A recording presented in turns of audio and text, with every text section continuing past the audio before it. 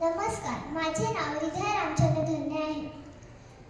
माझ्या गोष्टीचे नाव आहे संत एकनाथ आणि साप. एकदा संत एकनाथांनी काही लोकांना एका सापाला मारताना पाहिले. तेव्हा एकनाथ म्हणाले, हा निष्पाप प्राणी आहे, त्याने आपले काय नुकसान केले? तेव्हा लोक म्हणाले,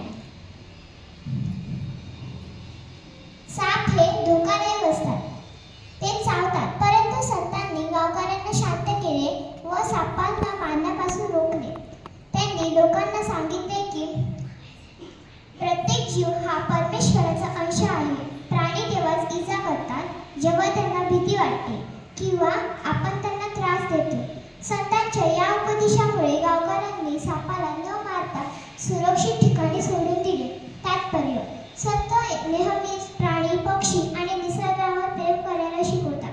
दया ही संतांची खरी संपत्ती